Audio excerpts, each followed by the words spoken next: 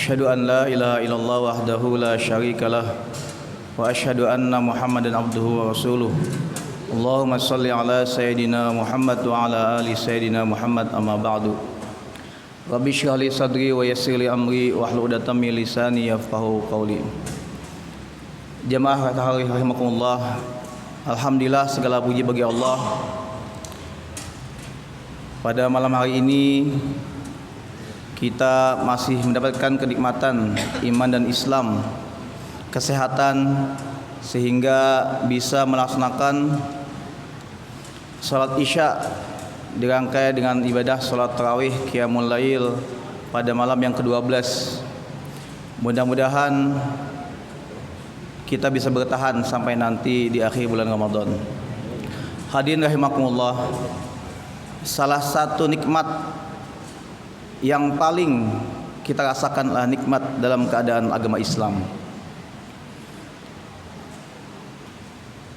Allah berfirman, udkhulu fis-silmi kafah, masuklah dalam agama Islam secara keseluruhan, baik secara sosial, individu, ekonomi, politik, dan lain sebagainya.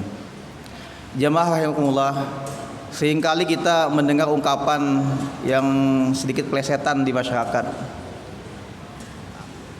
Kok si fulan rajin sholat, sudah haji, tapi masih mengganggu tetangganya. Mulutnya tidak bisa menjaga sehingga tetangganya merasa tersakiti.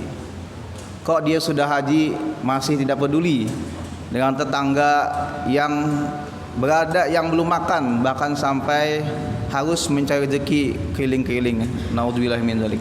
Hadirin rahimakumullah, firman Allah, udkhulu fis-silmi kafah, merupakan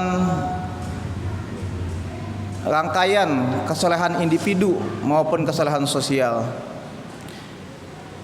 Islam tidak mengajarkan dikotomi kedua kategori ini, entah itu individu, kesalehan individu maupun kesalehan sosial. Karena datangnya Islam adalah merupakan pelengkap, penyempurna agama-agama samawi sebelumnya, baik Yahudi maupun Nasrani. Maka semua syariat Islam, ibadah yang diperintah Allah Subhanahu wa taala selalu berdimensi individu, kesalahan individu maupun kesalahan sosial. Hadirin rahimakumullah, kita lihat salat. Ibadah salat yang kita lakukan dimulai dengan takbiratul ihram. Itu merupakan keagungan kita kepada Allah Subhanahu wa taala. Kemudian diakhiri dengan ucapan salam ke kiri dan ke kanan. Itu juga merupakan ungkapan peduli kita kepada sesama. Dalam sebuah hadis ada sebuah kisah diriwayatkan oleh sahabat. Ada seorang sahabat yang rajin salat, kemudian rajin ibadah puasa. Maka sahabat bertanya kepada Rasulullah, "Wahai Rasulullah, bagaimana dengan sahabat itu?" Maka Rasulullah menjawab dengan singkat, "Ia di neraka." Kenapa sebabnya? Karena mulutnya senantiasa menyakiti tetangganya dengan ucapan-ucapan keji dan menghina segala macam. Dalam riwayat lain, Rasulullah saling memuji seorang sahabat yang ibadahnya sangat luar biasa. Kata sahabat, "Saya melihat orang ini di depan Rasulullah SAW. Saya melihat sahabat lain, ketika saya datang ke masjid, dia sudah sholat duluan dengan khusyuk sekali. Kemudian selesai sholat, saya pun pulang. Dia masih duduk dengan berzikir di hadapan Allah Subhanahu wa taala." Kemudian Rasulullah bertanya, "Wahai sahabat, siapa yang mengasih makan dia dan saudara-saudaranya?" Maka dijawab oleh sahabat, "Yang mengasih makanlah kakaknya." Maka Rasulullah bersabda pada saat itu, "Yang soleh adalah kakaknya." Maka hadirin rahimakumullah, hendaknya kita senantiasa melaksanakan ibadah individual kita sebagai syukur pada Allah Subhanahu wa taala, ibadah salat, tetapi kita tidak lupa dengan firman Allah Subhanahu wa taala, "Innas salata tanha 'anil fahsya'i wal munkar." Kemudian ibadah haji juga dimensi sosialnya sangat tinggi. Maka ketika kita melaksanakan ibadah haji, kemudian diterima Allah Subhanahu wa taala, kita dikenal dengan haji yang mabrur, haji yang diterima Allah Subhanahu wa taala, maka seyogianya lah haji kita pun menjadikan kita saleh di sosial, peduli kepada tetangga, dan menjaga perilaku kita sekalian. Begitu juga hadirin rahimakumullah, pada bulan Ramadan ini, bulan puasa. Bulan puasa tidak hanya ibadah individual. Allah bersabda dalam hadis qudsi, "As-shaumu li wa ana ajzi bihi." Shaum itu untukku dan akulah yang akan memberi pahalanya. Pun demikian ibadah puasa memiliki ibadah sosial yang kalau kita mencermatinya.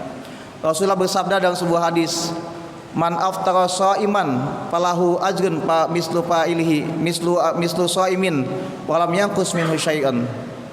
Barang siapa yang memberi makan orang yang berpuasa, maka pahalanya adalah seperti orang yang berpuasa tanpa dikurangi sedikit pun. Hadis ini mengajarkan kepada kita bahwa walaupun kita berpuasa, kita tetap ingat dengan saudara kita. Bagaimana kita lihat teman-teman kita yang masih dalam garis kemiskinan, mereka harus mengais rezeki di tengah jalan. Kita hanya berpuasa sekitar 12 jam, dari mulai terbit fajar, imsak sampai terbenam matahari. Masih banyak harus kita lakukan untuk sahabat-sahabat kita, saudara-saudara kita yang lain, sehingga mereka juga merasa kenikmatan bagaimana hidup nikmat, makan yang enak. Kemudian Rasulullah bersabda, ketika itu Anas bertanya, "Wahai Rasulullah, sedekah apakah yang lebih bagus?" Maka Rasulullah menjawab, "Sedekah di bulan Ramadan." Hadirin rahimakumullah, oleh karena itu mudah-mudahan dengan ibadah puasa yang kita lakukan pada bulan Ramadan ini, kita menjadi muslim-muslim yang soleh secara individual maupun secara sosial. Karena Islam tidak mengajarkan dikotomi antara dua ikatan ini. Oleh karena itu, marilah kita bersama-sama melaksanakan apa yang sudah diwajibkan oleh Allah Subhanahu wa taala, baik ibadah individual maupun ibadah sosial, baik itu salat, zakat, infak, sedekah, haji dan lain sebagainya. Hadirin rahimakumullah, mungkin ini yang dapat saya sampaikan. Wa'alaikum minkum. Assalamualaikum warahmatullahi wabarakatuh.